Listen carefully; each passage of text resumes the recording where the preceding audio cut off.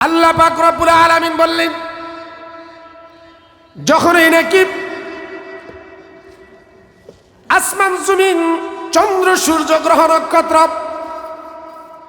সৃষ্টি জগতের সকল কিছু আমি আল্লাহর কোরআনকে গ্রহণ করতে স্বীকৃতি জানাইলো, আল্লাহ পাক রব্বুল আলামিন বলেন, ইন্না আরাদনাল আমানাতা আলাস সামাওয়াতি ওয়াল আরদি ওয়াল জিবাল। জুরশর বলেন সুবহানাল্লাহ। ফাবাইনা আন ইয়াহমিলনাহা وأشفقن منها وحملها الإنسان।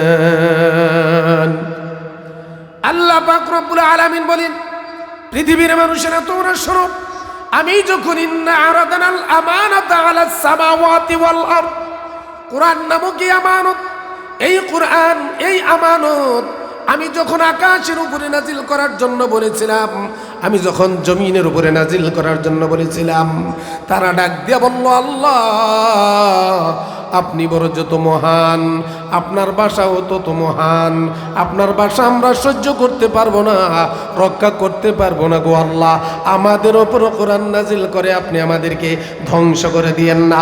বলেন না সুবহানাল্লাহ। আল্লাহ পাক রব্বুল আলামিন বললেন, ওয়াহামালাহাল ইনসান, সর্বশেষ আমি আল্লাহ তাআলা আমার প্রিয় হাবিব মুহাম্মদ সাল্লাল্লাহু আলাইহি সাল্লামের উপরে, মানুষের উপরে কোরআন নাজিল করে আমি আল্লাহ তাআলা এই কোরআনের বরকতে মানুষের সম্মান আমি আল্লাহ বাড়িয়ে দিলাম। বলেন না সুবহানাল্লাহ। সেই কোরআন আমাদের পড়া দরকার আছে না নাই? আওয়াজ দিয়ে বলতে হবে, আমাদের শিক্ষা দরকার আছে না নাই? আমাদের সন্তানেরা শিখার দরকার আছে না নাই? আমাদের ভাই ব্রাদার মা বোনেরা, আমাদের ছেলেরা, আমাদের মেয়েরা, এই কোরআন আমাদের পড়া দরকার আছে না নাই? যে কোরআন নাজিল হয়েছে পবিত্র মাহে রমজানে, মাহে রমজান আমাদের সামনে আসতেছে, কথাটা ঠিক কিনা? অথচ দেখা যায় আমরা মুসলমান, আমরা আল্লাহর বান্দা, নবীজির উম্মত, আমরা কোরআন পড়তে পারি না, কোরআনের অক্ষর জানি না, কোরআনের শব্দ জানি না, কোরআন শুদ্ধ করে পড়তে পারি না। ও আল্লাহর বান্দারা, রাসূলের উম্মতেরা শোনো রে, আলামিন নগর এলাকার মাইকের আওয়াজ যতটুকু পর্যন্ত যায়, তোমরা সবাই আল্লাহর বান্দা, রাসূলের উম্মত, কিন্তু জানো না নামাজ পড়ার সময় কোরআন লাগে কি লাগে না? কথা কয় না, সবাই আওয়াজ দিয়ে বলতে হবে। মহিলা পুরুষ যারা আছে, নামাজ পড়ার সময় কোরআন লাগে কি লাগে না? এখন কোরআন শরীফ পড়তে হইলে শুদ্ধ লাগবে নাকি অশুদ্ধ লাগবে? আপনাকে আমাকে শুদ্ধ করে কোরআন তেলাওয়াত করতে হবে। বাবারা, বন্ধুরা, ভাইরা আমার, আপনি যখন আপনার বয়স যখন শেষের দিকে চলে যায়, আপনার যখন একটা সন্তান জন্ম নেয়, বাবা মা চিন্তা করে আমার সন্তানদের ভবিষ্যৎ আমাদেরকে করে দেওয়া দরকার। আমরা যখন মরে যাব, যদি সন্তানদের ভবিষ্যৎ করে না দেওয়া যায়, ভবিষ্যৎ মানে কি জানেননি? তাদেরকে ভালোভাবে ইঞ্জিনিয়ার, ডক্টরেট পড়ালেখা করাইয়া ব্যাংক ব্যালেন্স তৈরি কইরা 5 তলা 10 তলা বাড়ি একটা তৈরি করে দেওয়া যাওয়া, যারা মৃত্যুর পরে তাদের সন্তানেরা বলতে না পারে বাবা মা আমাদের ভবিষ্যৎ কোনো কিছু কইরা দেয় নাই। কথাটা ঠিক না বেঠিক? ও বাবারা, বন্ধুরা, ভাইরা আমার, তুমি কি এখনো জানো না তুমি তোমার ছেলের ভবিষ্যৎ করো তুমি বর্তমান দুনিয়ার টাকা পয়সা, অর্থ সম্পদ, বাড়ি গাড়ি, ব্যাংক ব্যালেন্স দিয়া? না না না, তোমার ভবিষ্যৎ হবে আখিরাত, তোমার সন্তানের ভবিষ্যৎ হবে আখিরাত, যাতে তোমার মৃত্যুর পরে তোমার প্রথম সেন্টার হলো কবর। কথাটা ঠিক কিনা? ওই কবরে যাওয়ার পরে তোমাকে ব্যাংক ব্যালেন্সের কথা জিজ্ঞাসা করা হবে না, তুমি ব্যারিস্টার, ইঞ্জিনিয়ার, উকিল, পাইলট হয়েছো কিনা জিজ্ঞাসা করা হবে না, তোমার বাড়ি কয়টা আছে, বিল্ডিং কয়টা আছে, তোমার কোন বংশ ছিল এটা জিজ্ঞাসা করা হবে না, তোমাকে আমাকে জিজ্ঞাসা করা হবে তোমার আমার ভিতরে আল্লাহর তাকওয়া, রাসূলের সুন্নাহ এবং নেক আমল ছিল কিনা। কথাটা ঠিক কিনা? এই জন্য বাবারা, বন্ধুরা, ভাইয়েরা আমার, আমরা যারা কোরআন পড়তে পারি নাই, কোরআন শিখতে পারি নাই, এই জন্য আমাদের দরকার হলো আমাদের যে পরবর্তী জেনারেশন, আমাদের মৃত্যুর পরে তারা যাতে আমাদের কবর পাশে দাঁড়াইয়া 5 ওয়াক্ত নামাজ পড়ে পড়ে দোয়া করতে পারে। আল্লাহর শিখানো দোয়া, কার শিখানো দোয়া? আওয়াজ দিয়ে বলেন, কার শিখানো দোয়া? আল্লাহর শিখানো দোয়া যাতে পড়তে পারে, রব্বির হামহুমা কামা রব্বায়ানি সগীরা। আল্লাহ বলেন, তোমরা তোমাদের বাবা মায়ের কবরের পাশে দাঁড়াইয়া সূরাতুল ফাতিহা, সূরাতুল ইখলাস পড়ে যখন রব্বির হামুমা কামা রব্বায়ানি সগীরা বলে, তোমরা তোমাদের বাবা মায়ের জন্য দোয়া করে রে সন্তান। ও দুনিয়ার মানুষেরা শোনো, আমি আল্লাহ পাক রব্বুল আলামিন সন্তানের দোয়ার বদৌলতে, সূরা ফাতিহা তেলাওয়াতের বদৌলতে, সূরাতুল ইখলাস তেলাওয়াতের বদৌলতে আমি আল্লাহ তাআলা তোমার বাবা মার কবর আযাব 40 বছর পর্যন্ত বন্ধ করে দেই। বলেন না সুবহানাল্লাহ। এমন নেক সন্তান আমাদের রেখে যাওয়া দরকার আছে না নাই? আওয়াজ ওঠান দরকার আছে না নাই? এমন সন্তান রেখে যাবেন না মৃত্যুর পরে যারা রাস্তার পাশে দাঁড়াইয়া প্যান্টের চেইন খুইলা দিয়া দাঁড়াইয়া প্রস্রাব করবে, যেটা কোনো ব্যবহার করবে না, পানি ব্যবহার করবে না, শরীরের কাপড় চোপড় যা কিছু আছে না পাক লইয়া সারাদিন বসবাস করবে। কথাটা ঠিক না বে ঠিক? এমন এক সন্তান রেখে যাবেন, প্রস্রাব পায়খানা করবে, ঢিলাগুলো ইউজ করবে এবং 5 ওয়াক্ত নামাজ আদায় করবে, কন্টিনিউ সকাল বিকাল কোরআন তেলাওয়াত করবে, 5 ওয়াক্ত নামাজের পরে পরে আপনার আমার জন্য দোয়া করবে। এমন এক সন্তান হাফেজ কোরআন আলেমী দ্বীন রেখে যাওয়া আমাদের আপনাদের দরকার আছে না না?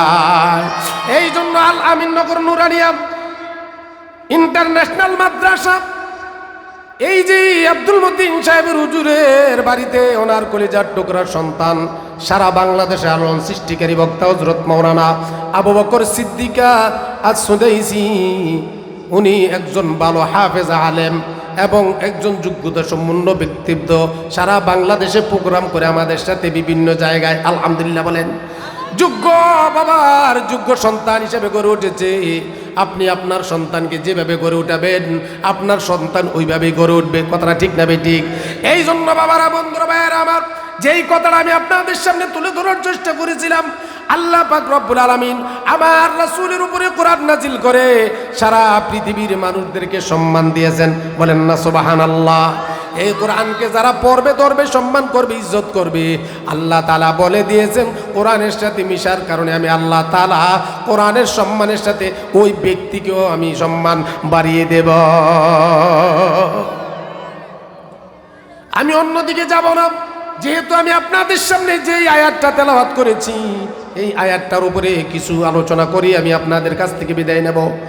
আল্লাহ পাক রব্বুল আলামিন 6666 আয়াত নাজিল করেছেন আমার রাসূলের উপরে, 30 পারা 114টি সূরা। তার মধ্য থেকে সূরাতুন নিসা 36 নম্বর আয়াতের অংশ বিশেষ আমি আপনাদের সামনে তেলাওয়াত করেছি। আল্লাহ পাক রব্বুল আলামিন আয়াতের শুরুতেই পৃথিবীর মানুষদেরকে সম্বোধন করে বললেন ওয়াবুদুল্লাহ। সুবহানাল্লাহ বলেন। আল্লাহ বললেন ওয়াবুদুল্লাহ ওয়ালা তুশরিকু বিহি শাইআ, তোমরা আমি আল্লাহর ইবাদত করো। কার ইবাদত? আওয়াজ দিয়ে বলেন। আল্লাহর নাম নিতে কোনো সমস্যা আছে নাকি? আপনারা মনে করেন না আপনারা এখানে বসে আপনাদের সম্মান ইজ্জত চলে গেছেন না? আপনাদের সম্মান ইজ্জতের বিষয় নিয়ে আল্লাহর ফেরেশতারা আল্লাহর সাথে আলোচনা করতেছে। সুবহানাল্লাহ বলেন। সম্মান বাড়ছে না কমছে? কথা কথা বাড়ছে না কমছে? আল্লাহর রহমতের ফেরেশতারা রহমতি ক্যামেরা দিয়ে আপনাদেরকে ছবি উঠে আল্লাহর কাছে নিয়ে গেছে। আল্লাহ কি সরাসরি আপনাদেরকে দেখে কি দেখে না? তারপরও আল্লাহর ফেরেশতারা কেন কুদরতি ক্যামেরা দিয়ে উঠাইছে?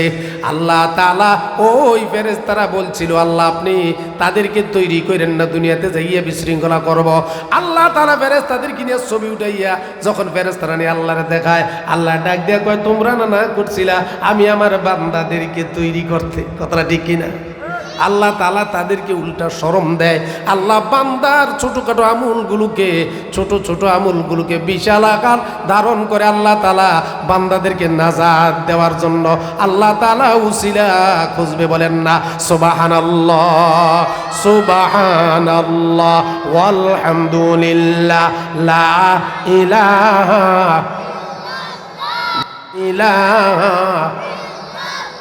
লা ইলাহা ইল্লাল্লাহু মুহাম্মাদুর রাসূলুল্লাহ সাল্লাল্লাহু আলাইহি ওয়াসাল্লাম।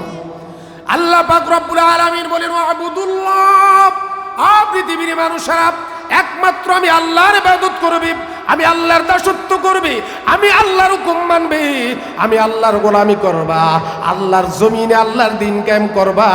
আমি আল্লাহকে সে ইবাদত করতে যাই, আমি আল্লাহর হুকুম মানতে যাইয়া লা তুশরিকি বিল্লাহ, আমি আল্লাহর সাথে কাউকে শরীক করবা না। বলেন না সুবহানাল্লাহ। ঘোষণাকার, আওয়াজ দিয়ে বলেন ঘোষণাকার। আল্লাহ পাক রব্বুল আলামিন বলেন ওয়াবুদুল্লাহ ওয়ালা তুশরিকু বিহি শাইআ।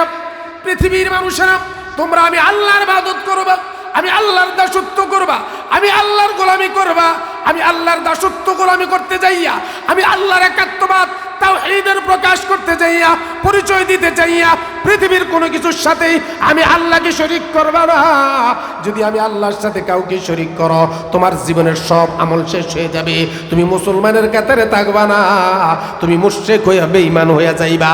জীবনে যত আমলই করো না কেন আল্লাহর দরবারে কবুল হবে না। কথাটা ঠিক কিনা? এই জন্য আল্লাহ তাআলা তার ইবাদতের সাথে সংশ্লিষ্ট যাতে শিরকের কোনো গন্ধ মাত্র না থাকে, এখানে শিরক থেকে মুক্ত থাকার জন্য আল্লাহ তাআলা তার বান্দা বান্দীদেরকে ঘোষণা করেছেন। সুবহানাল্লাহ বলেন। তাফসীরের ব্যাখ্যার মধ্যে এসেছে, মুফাসসিরিনে কেরাম একটা ঘটনা এখানে এনেছেন। আল্লাহ রাসূল সাল্লাল্লাহু আলাইহি ওয়াসাল্লামের একজন জলিল কদর সাহাবী, যার নাম মুআয ইবনে জাবাল রাদিয়াল্লাহু তাআলা আনহু। সুবহানাল্লাহ বলেন। উনি বলেন, পৃথিবীর মানুষেরা শোনো, আল্লাহর একাত্মবাদের পরিচয় দিতে যাইয়া, আল্লাহর ওয়াহদানিয়াত রুবুবিয়াতের পরিচয় দিতে চাইয়া, আল্লাহ একক এবং অদ্বিতীয়, আল্লাহ ছাড়া কোনো মাবুদ নাই, এই সাক্ষ্য দিতে যাইয়া পৃথিবীর কোনো শাসক, পৃথিবীর কোনো শক্তি, পৃথিবীর কোনো জালেম যদি তোমাকে সেই গরম রক্তের মধ্যে ফালাইয়া দেয়া তোমাকে মাছের মতো ভুনা করে ফেলে, তারপরও তুমি আল্লাহর একাত্মবাদ থেকে ফিরে আসতে পারবা না। ঘোষণা কার? আওয়াজ দিয়ে বলেন ঘোষণা কার? তারপরও তুমি আল্লাহর একাত্মবাদ থেকে ফিরে আসতে পারবে না। তোমাকে যদি পৃথিবীর কোনো জালেম করাত দিয়ে দুই খণ্ড করে ফেলে এবং তোমাকে যদি আগুনের মধ্যে পুড়ে ফেলে, তোমার ছাই করে ফেলে, তারপরও তুমি আল্লাহর একাত্মবাদ থেকে ফিরে আসতে পারবে না। কিন্তু দুনিয়ার সাধারণতম কিছু তোমার কষ্ট হতে পারে, দুনিয়ার সাধারণতম কিছু তোমার সময় নষ্ট হতে পারে, সামথিং কষ্ট এবং দুনিয়ার সময় নষ্ট, এটা দুনিয়ার জন্য কিছু সময়। আর এতটুকু বিষয় তুমি বিসর্জন দেওয়ার কারণে, আল্লাহর একাত্মবাদের উপরে প্রতিষ্ঠিত থাকার কারণে আল্লাহ তাআলা তোমাকে ওই শহীদ হওয়ার সাথে সাথে তোমার জন্য সুবিশাল জান্নাত, শান্তির জায়গা রেখে দিয়েছেন। বলেন না সুবহানাল্লাহ। তাহলে আমরা বুঝতে হবে, আয়াতের প্রথম অংশের আয়াত থেকে আমরা বুঝেছি আমরা ইবাদত করব কার? আওয়াজ দিয়ে বলতে হবে, ইবাদত করব কার?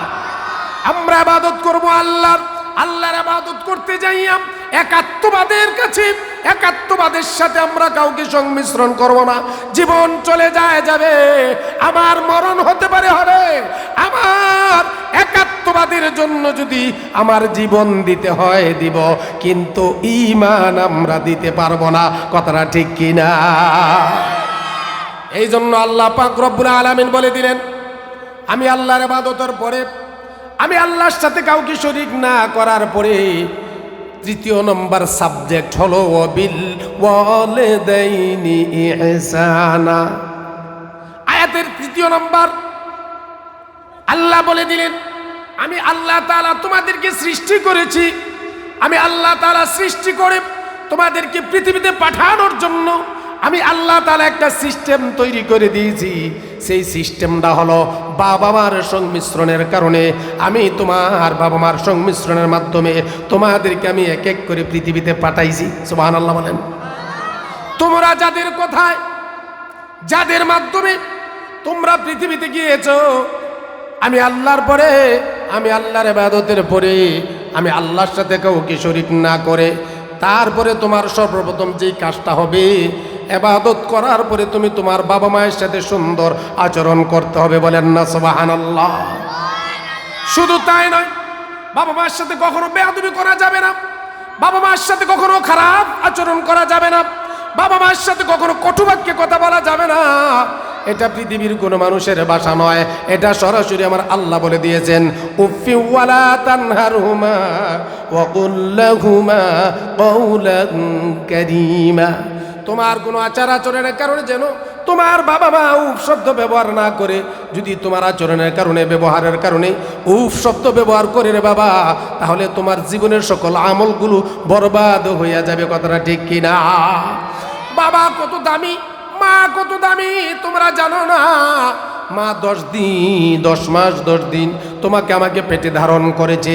যেই মা তোমাকে আমাকে পেটে ধারণ করার পরে ওই মা রাত্রে ঘুমাইতে পারে নাই, ওই মা রাত্রে ঘুমাইতে পারে নাই, দিনের বেলা সঠিকভাবে হাঁটতে পারে নাই, সঠিকভাবে খাইতে পারে নাই। মা যখন ভাতের প্লেটটা হাতে নিছে, রে ও সন্তান, তুমি মায়ের পেটের ভিতরে তোমার 8 মাস 9 মাস হয়ে গেছে, মা সারাদিন কোনো খায় নাই, তুমি নড়াচড়া করো, মায়ের পেটের ভিতরে ব্যথা, সারাদিন শুয়ে রয়েছে, খাওয়া দাওয়া করতে পারে না রে সন্তান। হঠাৎ করে খিদার তাড়নায় 1 প্লেট ভাত কিছু তরকারি নিচে, হঠাৎ করে লোকমাটা যখন দিবে মুখের ভিতরে, তুমি এমন জোরে 1 লাথি মারছো মায়ের কলিজায়, ওই মার ভাতের লোকমা মুখের ভিতরে দিতে পারে নাই। কথাটা ঠিক কিনা? লন্ডনের 10 জন পৃথিবীর সবচেয়ে বড় বড় ডাক্তার বিজ্ঞানী তারা রিসার্চ করেছেন। এক টেবিলের মধ্যে বসিয়া তারা রিসার্চ করেছেন, একটা সন্তান তার মায়ের পেটের ভিতরে থাকা অবস্থায় পৃথিবীতে আসার আগ পর্যন্ত 4,500 মার কলিজার ভিতরে আঘাত করে। বলেন না সুবহানাল্লাহ? কয় হাজার বার? 4,500। এখন সে মন্ত্রী হোক, ফিস সাহেব হোক, ইমাম সাহেব হোক, কিন্তু আসছে তো মায়ের পেটের ভিতরে থেকে। কথাটা ঠিক না বেঠিক? প্রত্যেকটা মানুষ যতদিন মায়ের পেটের ভিতরে ছিল 4,500 লাথি মারছে। 4,500 লাথি মারার মধ্যে এর মধ্যে বড় বড় 4টা লাথি আঘাত মেরেছে মায়ের পেটের ভিতরে। সুবহানাল্লাহ বলেন। বিজ্ঞান বড় বড় রিসার্চ কারকেরা বলেন, বড় বড় 4টা আঘাতের মধ্যে অনেক মা এই 4টা আঘাতের কারণে অনেক মা পৃথিবী থেকে বিদায় নিয়ে চলে গেছে। কথাটা ঠিক না বেঠিক? কিন্তু এই সন্তানগুলো যখন পৃথিবীতে আগমন করে, আস্তে আস্তে করে বাবা মা তিল তিল করে তাদেরকে পড়ালেখা করাইয়া সুন্দর করে তাদেরকে বড় করে। কথাটা ঠিক কিনা? অথচ দেখা যায় বড় বড় বড় করে তিল তিল করে বড় করার পরে আস্তে আস্তে যখন সন্তানগুলো যোগ্যতা সম্পন্ন হয়ে যায়, ভালো চাকরিতে চলে যায়, ভালো একটা অবস্থানে চলে যায়, ওই তখন গরিব বাবা মাকে আর বড়লোক সন্তান পরিচয় দিতে চায় না। ওই গর্ভধারিণী মায়ের সন্তান তখন আর বাবার পরিচয় দিতে চায় না। শ্বশুর বাড়ি আপন হয়ে যায়, বউর আত্মীয় স্বজন আপন হয়ে যায়, নিজের আপন ভাই বোনেরা নিজের আপন বাবা মাকে তেমন একটা পাত্তা দেয় না। দুনিয়া তেমন আছে না? না। ও অত্র এলাকার মা বোনেরা, যুবক বন্ধুরা, মুরব্বী বাবারা, এই জন্য বলবো দিনী শিক্ষায় দিয়ে যাবেন, যাতে দিনী শিক্ষার আলেম যখন সন্তানের ভিতরে থাকবে, ওই সন্তান কোনো দিন আপনাকে আমাকে ওই বৃদ্ধাশ্রমে নিয়ে দিবে না। বৃদ্ধাশ্রমে আজকে যত বড় বড় সন্তানেরা আছে, যত বড় বড় সচিবালয় আছে, যত বড় বড় ডাক্তারি আছে, যত বড় বড় পাইলট আছে, তাদের সন্তানেরা তাদেরকে আজকে নিয়ে ওই বৃদ্ধাশ্রমে দিয়ে আসে। কথাটা ঠিক না বেঠিক? যদি এক সন্তান রেখে যেতে পারেন, আলেম যত বড় হোক সন্তান, আর যত কম শিক্ষিত হোক সন্তান, আলেম আপনাকে কোনোদিন বৃদ্ধাশ্রমে দিবে না। বাবা মাকে সবসময় নিজের কাছে রাখবে, সবসময় সেবা শুশ্রূষা করবে। এই জন্য আল্লাহ বলে দিলেন, ওয়াবিল ওয়ালিদাইনি ইহসানা। আমি আল্লাহর ইবাদতের পরি, তোমরা তোমাদের বাবা মায়ের খেদমত করো, তোমরা তোমাদের বাবা মায়ের সেবা শুশ্রূষা করো, তোমরা তোমাদের বাবা মায়ের সাথে সৎ আচরণ করো, যাতে আমি আল্লাহ পাক রব্বুল আলামিন যদি তোমাদের জন্য তোমাদের বাবা মা আমি আল্লাহর কাছে ভালো দোয়া করে, তাহলে আমি আল্লাহ তাআলা বাবা মা আর দোয়ার বদৌলতে তোমাকে আমি মাফ করে জান্নাত দিয়ে দেব। বলেন না সুবহানাল্লাহ? তোমার কষ্টের কারণে, তোমার খারাপ আচরণের কারণে তোমার বাবা মা যদি তোমার জন্য বদদোয়া করে, তুমি যত বড় হাজি হও আর গাজী হও, যত বড় দানবীর হও, যত বড় শিল্পপতি হও, কোনো কাজে আসবে না, কাজে আসবে না। বাবা মার দোয়া বদদোয়া যদি তোমার প্রতি চলে যায়, তাহলে বুঝে নিতে হবে তোমার দুনিয়াও শেষ, আখিরাতও শেষ। কথাটা ঠিক কিনা? এই জন্য বাবারা, বন্ধুরা, ভাইয়েরা আমার, আমি আপনাদেরকে বলবো, আমাদের বাবা মা যারা আছে তাদের সাথে আমরা সুন্দর আচরণ করব ইনশাআল্লাহ। কথাটা ঠিক কিনা? তাদের সেবা শুশ্রূষা করব, তাদেরকে কোনোদিন কষ্ট দিব না। আর যদি আমরা কেউ তাদেরকে কষ্ট দিও থাকি, আমাদের বাবা মা যদি বেঁচে থাকে, তাহলে অবশ্যই অবশ্যই আমরা আজকে যাইয়া বাবা মার কাছে মাফ চাইয়া, ক্ষমা চাইয়া আমরা বাবা মার কাছ থেকে আমরা ক্ষমা নিতে হবে। কথাটা ঠিক কিনা? বাবা মা যদি তোমার জীবিত অবস্থায় তোমাকে ক্ষমা না দেয়, বাপ তোমার যদি মাফ না দেয়, ও সন্তান, তুমি জানিয়া রাখিও, যত বড়ই হও না কেন, আল্লাহর আদালতে বিচারের কাঠগড়ায় তোমাকে দাঁড়িয়ে যেতে হবে। পৃথিবীর কোনো মানুষ তোমাকে আল্লাহর আদালত থেকে তোমাকে ক্ষমা প্রার্থনা করতে পারবে না।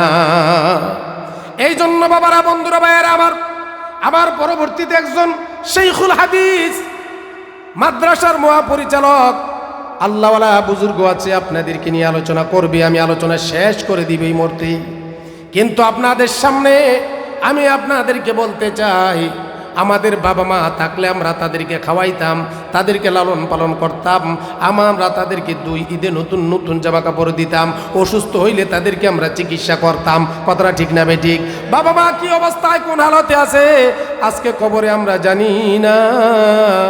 এই জন্য বাবারা, বন্ধুরা, ভাইয়েরা আমার, আমি 2-1 লোক আমি চাইবো আজকে মাহফিলের এই শেষ পর্যায়ে আলহামদুলিল্লাহ অনেক উলামায়ে কেরাম আসছে এবং বিশাল মাহফিলের ইন্তজাম করা হয়েছে। মাহফিলের সাথে শরীক থাকার জন্য, মাদ্রাসার সাথে শরীক থাকার জন্য এমন আল্লাহর বান্দা, ধন্য মায়ের ধন্য সন্তান, এমন 2-1 আসেননি হুজুর। আজকের এই মাহফিলের জন্য আমি 2,000 টাকা, 5,000 টাকা দান করলাম, আমার বাবা মায়ের কবর আযাব যেন আল্লাহ মাফ করে দেন। দানের বিনিময়ে আল্লাহ তাআলা নিজের হায়াত বাড়িয়ে দেন, বাবা মার কবর আযাব মাফ করে দেন, বিপদ আপদ বালা মুসিবত থেকে মানুষকে উদ্ধার করেন এবং আল্লাহ তাআলা রিজিক বাড়িয়ে দেন। বলেন না সুবহানাল্লাহ? যে জিনিসগুলো দানের মাধ্যমে হয়, এই জিনিসগুলো মানুষের সবচেয়ে বেশি প্রয়োজনীয়। এই জন্য আমাদের এগুলো দরকার। যেমন সবচেয়ে বেশি আমাদের দরকার হায়াতের, যাতে আল্লাহ আমাদেরকে সুস্থ হায়াত দান করেন। কথাটা ঠিক কিনা? আমাদের দরকার রিজিকের, পৃথিবীতে বেঁচে থাকা অবস্থায় যেন আল্লাহ তাআলা আমাদেরকে হালাল রিজিক দান করেন। কথাটা ঠিক কিনা? তারপরে আমাদের হলো আল্লাহ তাআলা যাতে পৃথিবীতে চলাফেরা অবস্থায় সর্ববিষয়ে আমাদেরকে সুস্থ রাখেন, ভালো রাখেন, বিপদ আপদ বালা মুসিবত থেকে হেফাজত করেন। এই দানের বিনিময়ে আল্লাহ সব কাজগুলো করেন। সুবহানাল্লাহ বলেন। আমরা বর্তমানে হাজার হাজার টাকা ইনকাম করি, বিভিন্ন জায়গায় খরচ করি। আপনি যেভাবে ইনকাম করতেছেন সেভাবে খরচ হয়ে যায়।